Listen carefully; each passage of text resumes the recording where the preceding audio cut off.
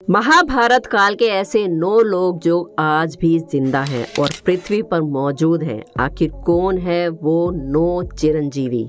दोस्तों, क्या आपने आज से पहले कभी चिरंजीवी या फिर अमर शब्द सुना है? अगर हाँ तो हमें कमेंट्स में जरूर बताइएगा। इसका मतलब होता है जो कभी ना मरने वाला हो, जिसके जीवन का कोई अंत ना हो। आपने फिल्मों और टीवी सीरियल्स में ऐसी कई कहानियां देखी होंगी जिनमें इंसान सदियों तक जीवित दिखाए जाते हैं। हालांकि ये केवल फिल्मी ही लगता है, लेकिन क्या आप जानते हैं कि हमारी धरती पर भी कुछ ऐसे लोग हैं जो सदियों से जीवित हैं और आने वाले समय में भी वो जीवित रहेंगे। और इस बात का वर्णन न केवल हमारे हिंदू धर्म ग्रंथों में मिलता है, बाकी भी कई ग्रंथ अलग अलग लोगों के बारे में ऐसा कहते हैं। भले ही हर धर्म में इन पात्रों के नाम बदल दिए गए हों, लेकिन कहानी सबकी एक जैसी ही लगती है। ये लोग कोई और नहीं, महाभारत काल के 9 लोग हैं जो आज भी जीवित हैं। आइए जानते हैं इन चिरंजीवियों के बारे में कि इन्हें अमर होने का वरदान क्यों मिला। लेकिन उससे पहले अगर आपने अभी तक हमारे चैनल अनोखी दुनिया को सब्सक्राइब नहीं किया है तो जल्दी से कर लीजिए और कमेंट्स में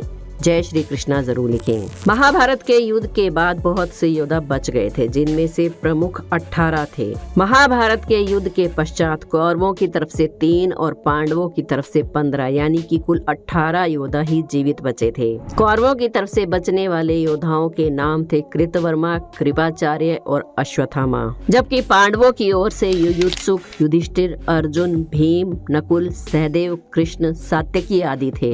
लेकिन क्या आप जानते हैं महाभारत काल के ऐसे 9 कौन से लोग हैं जो आज भी जिंदा हैं? अगर नहीं जानते तो वीडियो के अंत तक बने रहिए यूं ही हमारे साथ। सबसे पहला नाम है महर्षि वेदव्यास। ये पराशर ऋषि और सत्यवती के पुत्र थे। वेदों की रचना करने के कारण इन्हें वेद व्यास कहा जाने लगा। इन्होंने ही महाभारत गणेश जी से लिखवाई थी। धृतराष्ट्र, पांडु और विदुर को महर्षि वेद व्यास का ही पुत्र माना जाता है। महर्षि वेद व्यास पितामह भीष्म के सौतेले भाई थे। महर्षि वेद व्यास के जन्मदिन के अवसर पर ही गुरु पूर्णिमा का पर्व मनाया जाता है। कहते हैं कि ऋषि वेद व्यास कली काल के अंत तक जीवित रहेंगे, तब वे कल्कि अवतार का साथ देंगे। माना जाता है कि महाभारत के युद्ध के बाद वो बहुत समय तक सार्वजनिक जीवन जीते रहे और उसके बाद वो तप और ध्यान के लिए हिमालय पर्वत की श्रृंखलाओं में लौट गए। दूसरा नाम है महर्षि परशुराम। महर्षि परशुराम तो रामायण काल के भी पहले से जीवित हैं। इनके पिता का नाम जमदग्नि और माता का नाम रेणुका था। रामायण में परशुराम जी का उल्लेख तब मिलता है जब भगवान श्री राम सीता स्वयंवर के मौके पर शिव का धनुष तोड़ देते हैं। तब परशुराम जी ये देखने के लिए सभा में आते हैं कि आखिर ये धनुष किसने तोड़ा। महाभारत में परशुराम का उल्लेख पहली बार तब मिलता है जब वो भीष्म पितामह के गुरु बने थे और एक प्रसंग के अनुसार उनका भीष्म के साथ युद्ध भी हुआ था। और दूसरी बार महाभारत में वो तब देखने को मिले जब वे भगवान श्री कृष्ण को सुदर्शन चक्र प्रदान करते हैं। तीसरी बार जब वो कर्ण को ब्रह्मास्त्र की शिक्षा देते हैं। मान्यता है कि परशुराम भी चिरंजीवी हैं। वे भी महर्षि वेद व्यास की तरह कली काल में कल्कि अवतार का साथ देंगे। तीसरे महर्षि दुर्वासा। महर्षि दुर्वासा के बारे में तो आप सभी जानते ही हैं कि वो कितने क्रोधित ऋषि थे। रामायण के अनुसार महर्षि दुर्वासा राजा दशरथ के भविष्यवक्ता थे। उन्होंने रघुवंश के लिए बहुत सारी भविष्यवाणियां भी की थी। दूसरी ओर महाभारत में महर्षि दुर्वासा कुंती को मंत्र देते हैं जिससे कर्ण पैदा होते हैं। वनवास के समय द्रौपदी की परीक्षा लेने के लिए अपने 10,000 शिष्यों के साथ उनकी कुटिया में वो भोजन करने के लिए पहुंच जाते हैं। और एक जगह तो वो भगवान श्री कृष्ण के पुत्र साम को उसके मजाक करने पर श्राप देते हैं कि तुम अपने वंश के अंत का कारण बनोगे। महाभारत में भी उनके होने की चर्चा कई जगह की गई है। उन्हें भी चिरंजीवी होने का वरदान प्राप्त है। चौथे हैं जामवंत जी। परशुराम और हनुमान से भी लंबी उम्र है जामवंत जी की। अग्निपुत्र जामवंत जी, क्योंकि उनका जन्म सतयुग में राजा बलि के काल में हुआ था। जामवंत त्रेता युग राम के साथ थे और द्वापर युग में श्री कृष्ण के ससुर बने थे। भगवान श्री कृष्ण को समयंतक मणि के लिए जामवंत के साथ युद्ध करना पड़ा था। तब श्री कृष्ण युद्ध में जीत रहे थे तो जामवंत को आश्चर्य हुआ।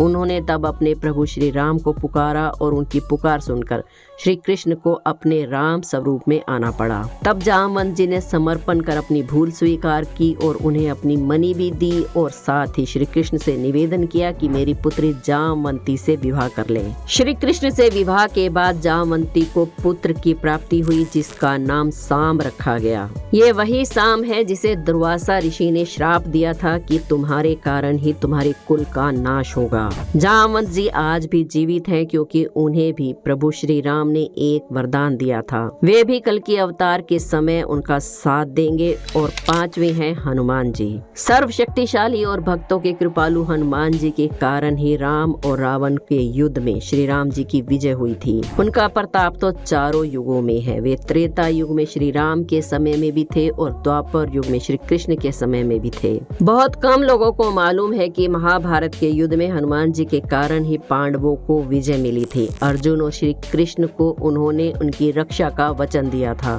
तभी तो वे उनके रथ के ध्वज पर विराजमान हो गए थे। इससे पहले वे भीम के अभिमान को भी चूर कर चुके थे। इस पर हमने एक वीडियो बनाई है। अगर आप इसे विस्तार से जानना चाहते हैं तो उस वीडियो को हमारे चैनल अनोखी दुनिया पर जाकर देख सकते हैं। अगला नाम है मायासुर। वो रावण की पत्नी मंदोदरी के पिता अर्थात रावण के ससुर थे। देवताओं के शिल्पी अगर विश्वकर्मा थे तो असुरों के शिल्पी मायासुर थे। रामायण काल में उन्होंने कई विशाल भवनों का निर्माण किया था। रामायण के उत्तर कांड के अनुसार मायासुर कश्यप ऋषि और उनकी पत्नी दीति के पुत्र थे। मायासुर ने महाभारत में युधिष्ठिर के लिए एक भवन का निर्माण किया था, जिस भवन का नाम माया सभा रखा गया था। ये वही भवन था जिसमें दुर्योधन पानी में अपनी परछाई को देखकर उसे शीशा समझ बैठता है और कदम आगे बढ़ाते ही पानी में गिर जाता है और द्रौपदी हंसते हुए कहती है कि अंधे का पुत्र अंधा। और इसी बात को महाभारत के युद्ध का एक बड़ा कारण भी माना जाता है। मायासुर ने द्वारिका नगरी के निर्माण में भी अहम भूमिका निभाई थी और मायासुर आज भी जिंदा है। सातवें हैं अश्वत्थामा, द्रोणाचार्य के पुत्र और रुद्र के अवतार। अश्वत्थामा को संपूर्ण महाभारत के युद्ध में कोई नहीं हरा पाया था। हालांकि उसमें संदेह है कि अश्वत्थामा आज भी जिंदा है या नहीं, क्योंकि श्री कृष्ण ने उन्हें 3000 वर्षों तक सशरीर भटकने का श्राप दिया था। कुछ लोग भविष्य पुराण का हवाला देकर कहते हैं कि कलयुग के अंत में जब कल की अवतार होगा और उसके साथ मिलकर वो अधर्म के खिलाफ लड़ेंगे, तभी उन्हें श्राप से मुक्ति मिलेगी। लेकिन अश्वत्थामा को कई बार देखने का कई लोग दावा कर चुके हैं। आठवें हैं कृपाचार्य। महाभारत के अनुसार कृपाचार्य कौरवों और पांडवों के कुल गुरु थे। कृपाचार्य गौतम ऋषि के पुत्र हैं और उनकी बहन का नाम कृपि था। कृपि का विवाह द्रोणाचार्य से हुआ था। कृपाचार्य अश्वत्थामा के मामा हैं। महाभारत युद्ध में कृपाचार्य ने पांडवों के विरुद्ध कौरवों का साथ दिया था। कृपाचार्य की गणना 7 चिरंजीवियों में की जाती है, जिनमें विभीषण राजा बलि भी शामिल हैं। और 9वें हैं ऋषि मार्कंडेय। ऋषि मार्कंडेय भगवान शिव के परम भगत थे। ऋषि मार्कंडेय ने भगवान शिव को तप करके प्रसन्न किया था और महामृत्युंजय मंत्र सिद्ध होने के कारण वो चिरंजीवी बन गए। मार्कंडेय ऋषि ने ही वनवास के दौरान युधिष्ठिर को रामायण सुनाकर धैर्य रखने की सलाह दी थी। महर्षि जैमिनी के मन में महाभारत कृष्ण और युद्ध को लेकर कुछ संदेह था, तो मार्कंडेय ऋषि ने ही उनके संदेह का निवारण किया था। मार्कंडेय ऋषि को भगवान शिव से ही चिरंजीवी होने का वरदान मिला है। तो दोस्तों, ये थे महाभारत के वो 9 योद्धा और ऋषि जिन्हें आज भी जिंदा माना जाता है। आपको इनमें से कितने लोगों का नाम पहले से ही मालूम था जो चिरंजीवी हैं? हमें कमेंट्स करके जरूर बताइएगा। वीडियो पसंद आई हो तो एक लाइक जरूर करें। हमारे चैनल अनोखी दुनिया को सब्सक्राइब करके बेल आइकन को प्रेस करना ना भूलें। कमेंट्स में एक बार जय श्री कृष्णा जरूर लिखें। कल फिर मिलेंगे एक और वीडियो में। जय श्री कृष्णा।